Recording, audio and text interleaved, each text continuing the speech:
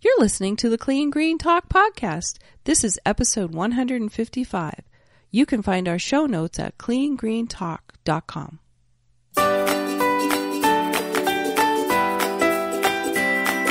Welcome to the Clean Green Talk podcast. Join us on the journey to a cleaner, greener lifestyle. And now your host, Leslie Reichert.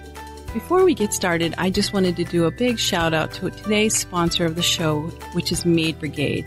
Maid Brigade's primary concern is the well-being of your family, and they recognize early on the need for a better approach to cleaning that would benefit everybody involved.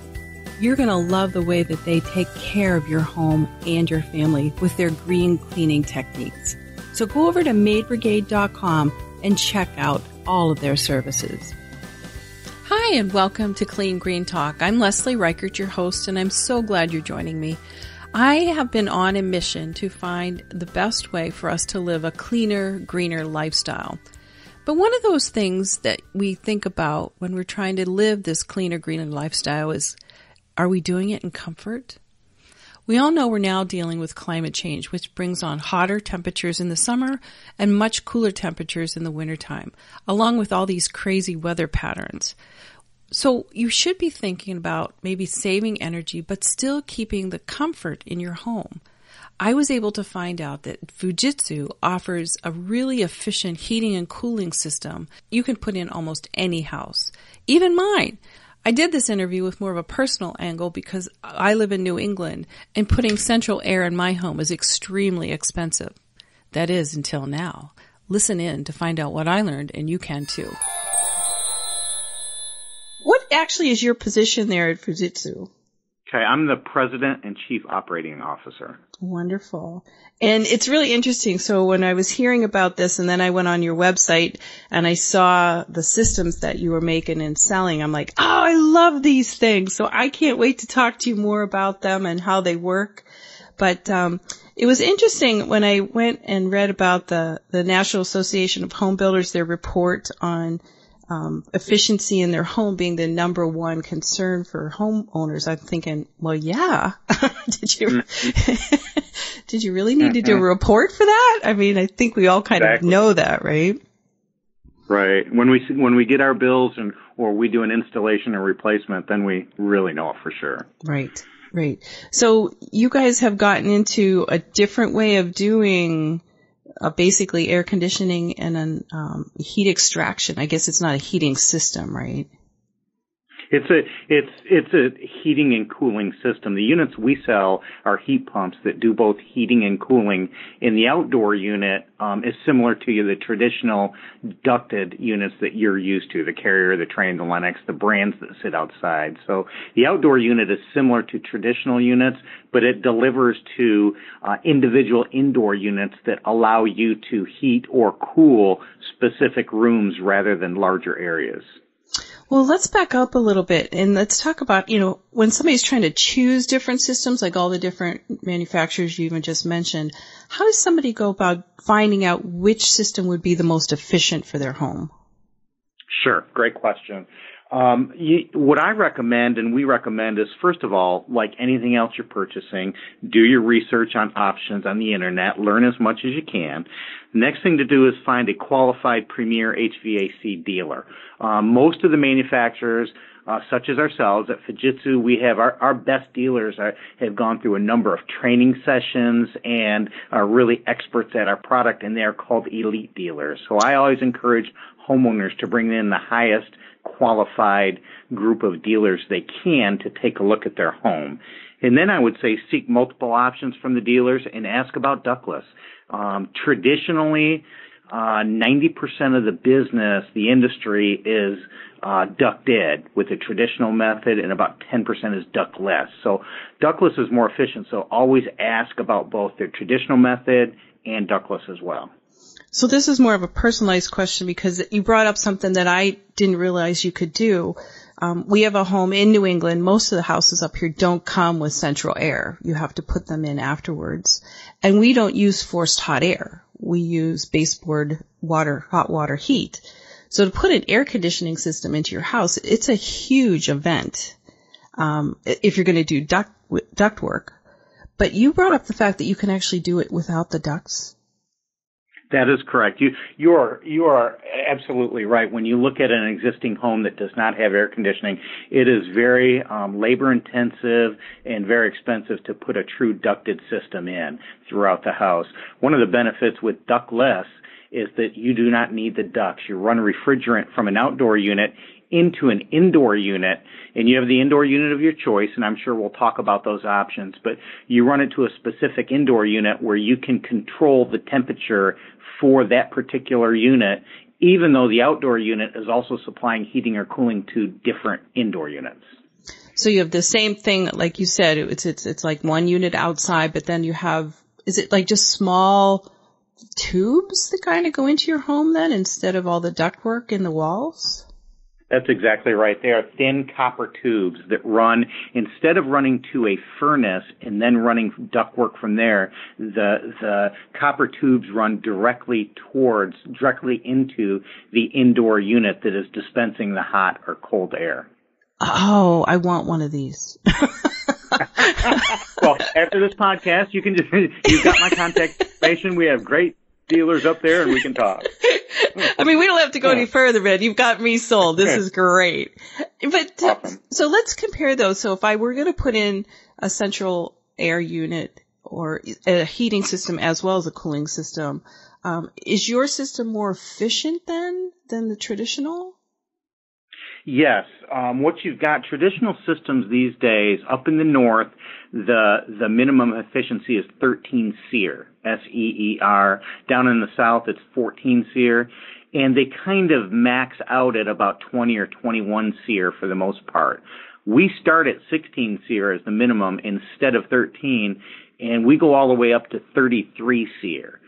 So what you're going to find is that a traditional unit that might be, 13 SEER or 15 or 16 SEER, we're going to be 33 SEER. So we're going to be quite a bit more efficient than a traditional ducted unit. And help me again. So the SEER, what does that really mean? That's the industry method for energy usage in the air conditioning system and rating the efficiency of that unit. Oh. And the higher you go in SEER, the more efficient the unit is. And think of it as miles per gallon in a car. Okay. That might be 18 miles per gallon or it might be 35 miles per gallon. SEER is, I guess, a similar type of efficiency rating for the air conditioning business. So basically your units are kind of like the electric cars for a home when it comes to heating and cooling.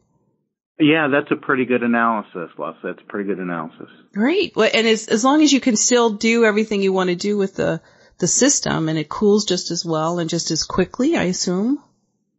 Yes, it does. It does. And as we spoke about a little bit earlier, one of the key benefits is that you can control the cooling room by room or space by space rather than a group of rooms or an area. So if you let's say your master at 68 degrees and next door is your large family room and you want that 74 degrees, you can control both of those to the comfort level that you would prefer without wasting the energy by cooling the whole space at the same level. Oh, so it's kind of like having a window unit for each room without having to take out the window.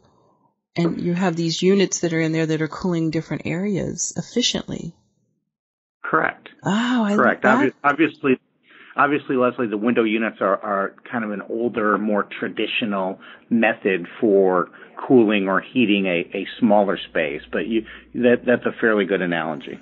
Well, I'm just thinking, because like in our house, we have 4 bedrooms, but 3 of the people aren't in their bedrooms most of the time, and there's no reason for me to have those on even during the day. But if I had central air, I'd be cooling the entire second floor and maybe trying to close off vents or room, closing the door, trying to keep it away from the thermostat where you can actually control each room the way you want it. I love that. That is exactly right. That's exactly right. And you have a couple different scenarios there. My wife and I are empty nesters. The kids are off to college or grown up. So we're still in the house that half the house does not need air conditioning or doesn't need it to the level that it had in the past. So we can heat or cool specific rooms that we spend our time in, family room, kitchen, bedroom. You also get into cases where maybe the in-laws are staying with you and they're in a different part of the house and they might want rooms at 72 or 74 when you want your particular bedroom at 68 or somewhere along those lines, you're not being inefficient by heating or cooling the whole area versus specific climate needs for the rooms that you want to occupy. Oh, this is a great option. This is wonderful. Now, when I went on your website, though, you talk about a single-room mini-split system. What is the mini-split system? Okay, so a mini-split refers to, when you hear the words mini-split, it refers to a ductless air conditioning method where you have an individual, either a wall-mounted unit, a ceiling cassette, a floor-mounted unit, as options for delivering heating or cooling to that particular room. Oh, so you don't have to just use the wall units that I've seen before. So even our bank, they were in an old antique house, and they had one of the wall air conditioning units like yours up on the wall. But you say you can even do like a ceiling or a floor unit instead? Sure. You can do wall-mounted units, Leslie, tend to be the majority of the units that are not popular, and they're kind of mounted high up on the wall, out of kind of the way of what you would traditionally call your viewing sight line. They don't fill the window like a window unit does. They don't come through a register. They come through that unit, but you do have the option to put them in a floor-mounted unit. If you're replacing something that was there before, you have the option for cassette-type square units that are in the ceiling, or a ducted unit, which kind of hides it. So the wall-mounted are the most popular and the most used in our industry, but there are other options that are a little bit more visually, I guess, acceptable to folks that have not had ductless before. And are the wall units more efficient than the one maybe that's in the ceiling? They're pretty much the same with respect to efficiency because they've got the coils that are taking the refrigerant and they're doing the cooling. So the efficiency is going to be pretty much the same regardless of the indoor delivery method. We call those indoor units heads. So whichever head you choose to heat and cool a room, it's going to be based on the compressor of the outdoor unit, and the efficiency is going to be pretty close regardless of the indoor delivery method. Well, this entire option of air conditioning and heating must be just taking off for you. I mean, it's a great option compared to the traditional, right? Yeah, that's a great point.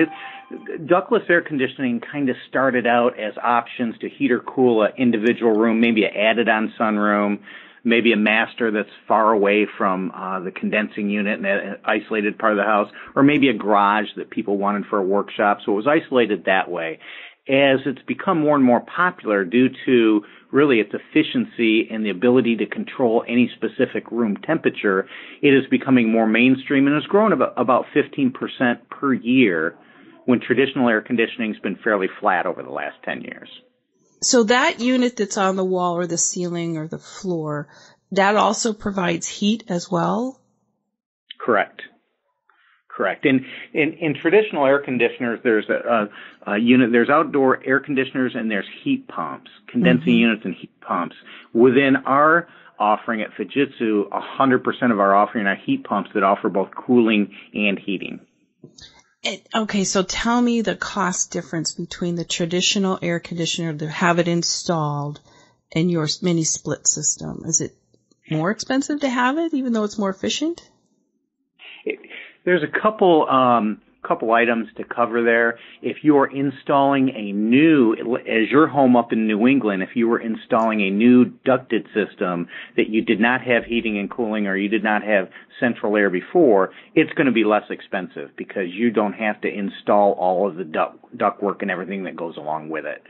In a home, let's say in the South, that already has central air conditioning, your option would be to replace an existing outdoor unit, and it's kind of a one-for-one swap, or bring in outdoor units for mini splits and then install the additional heads. And that's going to be a little bit more expensive, but not terribly more expensive, but it's also going to be much more efficient and has a pretty solid payback. And that's what I was going to ask you. How long do you think the payback would take on that, even though the expense might be a little more? You know, there isn't a fixed answer on payback because of cooling hours and heating hours. If you go in the South and you get a higher efficiency unit, it's going to be about 25% more efficient than what you're used to with your existing unit. If you go to New England and you're looking at more heating hours, less cooling hours, the payback's a little bit different, and it might be more on the heating side than the cooling side. But there are calculators that our elite Fujitsu dealers use that can really talk to the payback of what you're going to receive versus the cost. Can you explain to me how a heat pump really works and if it would work well in a really cold area like Boston? Heat pumps do, where we sell a ton of heat pumps up in your market through a number of distributors and dealers. And a heat pump works the opposite, really, of an air conditioner, and it can work very strongly until about -5 degrees. Okay. Okay. When you get colder than -5, the capacity and efficiency fall off a little bit. But we do a lot of heat pump business up in your area, and really it covers the majority of the climate issues that you're going to see. Do you have to still have your regular furnace as a backup just in case? It's up to you. You can, if you've got an existing furnace or existing radiant heat or whatever you've got, you can use that as auxiliary heat if you need it in a really cold climate, or you can also get by with just the heat pump unit, and it's going to be rare extremes where it does not get the job done. And it's not like it's going to be cold in your house. It's just not going to be, if you're lucky enough to keep your home at 72, it might not get it right up to that temperature. Correct. So it's not going to freeze. It's not going to not work. It just won't be as warm as you want it. Correct. And again, they do the job to about -5. Yeah, and it's like summer here for us. We get like a week of cold weather and a week of warm weather. Exactly. Exactly. But when it gets there, it's like you want, like when it gets hot here, you really want the air conditioner because it gets hot. But it's not like the South where it's hot all the time.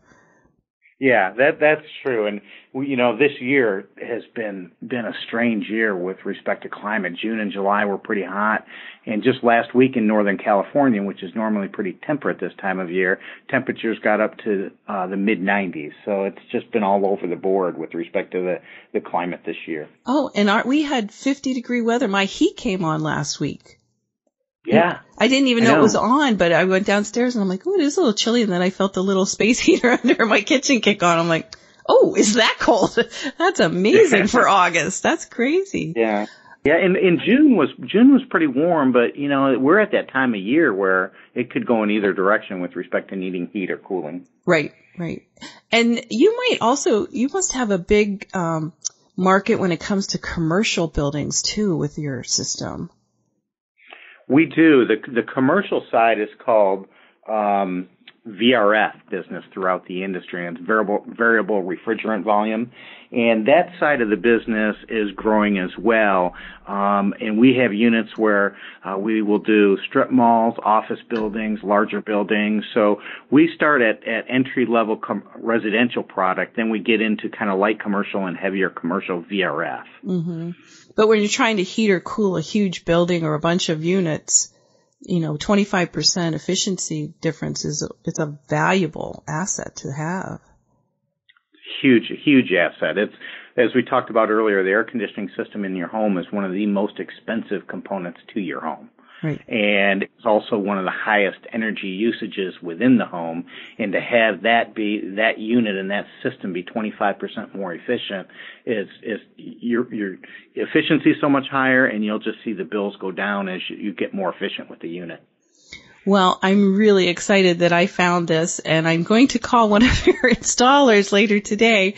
But if somebody's listening and they're not in the Boston area, what's the best way for them to go find you and find out the different people that they could have come in and talk to them? I appreciate you asking that, Leslie. We've got a couple options. We've got an 800 number that's 888-888-3424. But as most companies these days, we recommend visiting our website at fujitsugeneral.com. So www.fujitsugeneral.com. That's a great place to learn about comfort options and to learn more about the ductless and mini split business. And we've also got a dealer locator on our site that allows you to choose our elite dealers in your area, which are our highly trained dealers who have qualified to be elite dealers with us. So we always recommend going to our website, both for educational purposes as well as our dealer locator. And when I went on your website too, I noticed it's United States and Canada. Is that correct? Correct. And we do some business in the Caribbean as well. So we cover North America and the islands, and we're very strong in both Eastern and Western Canada. Well, we have a lot of listeners up there in Canada, so that'll be great. They can go over to your website and find a contractor through there as well. Yes, they can. We appreciate that. Absolutely. Well, thank you so much for joining me today. And, from a personal standpoint, I'm very excited. My husband, on the other hand, will be like, what? I didn't know we were buying central air. But well, if it helps, that just happened to me this week on kitchen countertops at home. Oh. So. Aren't we fun to have around, right? Yeah. Yes, but it's definitely a home improvement option that's well worth looking into. It's more efficient, it's stylish, it's more comfort in being able to control room by room your temperature. So it's a growing option within our industry, and we really appreciate your interest, Leslie. I'm sure, like me, you're very surprised to find out that there's a heating and cooling system that can save you up to 25% on your heating bills. That's a big deal. This interview was really educational for me, and I hope you enjoyed it as well. We want to thank Matt Peterson from Fujitsu for joining us, and you can go over to their website, which is fujitsugeneral.com, to take a look at some of the different systems he was talking about in this interview.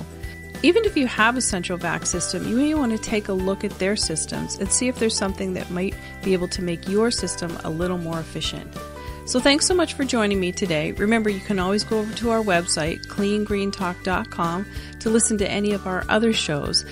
And I'd love it if you share our show with your friends and family. Remember, together, we're on a journey to a cleaner, greener lifestyle.